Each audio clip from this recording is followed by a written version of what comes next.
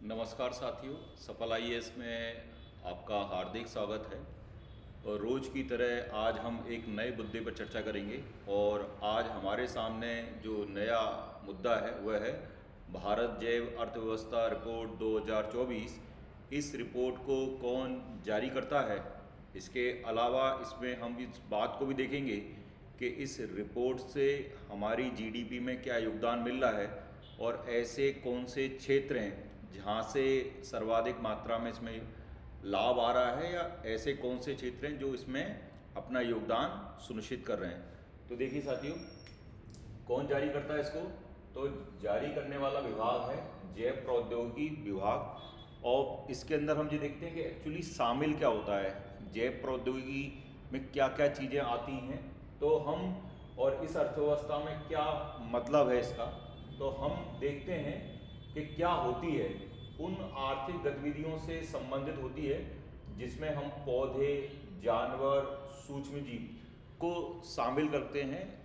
इसको अगर सिंपल भाषा में समझें तो जिस प्रकार से हमने जेट्रोफा का इस्तेमाल करा बायोफ्यूल के रूप में, हम बहुत सारी चीज़ों से एनर्जी क्या हो रहे हैं, बना रहे हैं, तो वही सब चीज़ें हैं कि पौधे, जानवर, सूक्ष्म जीव का इस्तेमाल हम एनर्जी के रूप में क्या हो रहे हैं, किस प्रकार से क्या हो रहे हैं, कर रहे हैं, या और किसी प्रोडक्ट में हम किस प्रकार से क्या हो रहे हैं, कर रहे हैं। तो इस अर्थव्यवस्था में 2020 में 40 बिलियन डॉलर का क्या था, योगदान था।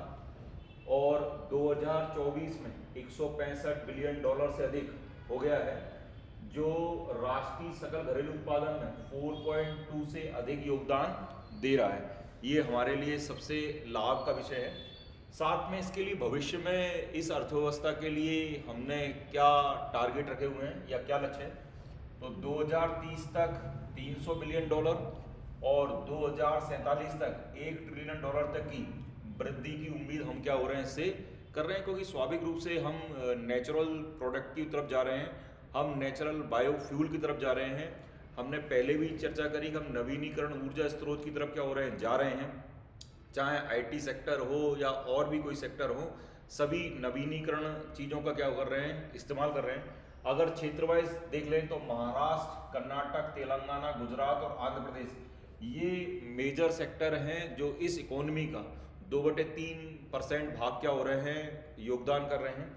अगर हम पूर्वोत्तर या पूर्व के भागों की स्थिति देखें तो थोड़ी चिंता की विषय है कि केवल इनका योगदान 6% से भी क्या है, कम है। तो साथियों, ये हमने एक रिपोर्ट देखी और इस रिपोर्ट के अंदर कुछ तथ्य देखे जो आगे आने वाले यूपीएससी के अंदर और एमपीपीएससी के अंदर कुछ फैक्ट प्री में से क्या हो सकते हैं, आ सकते हैं, या मेंस में सिंगल लाइन में क्या हो सकता है, कोई प्रश्न इसके ऊपर बन सकता है।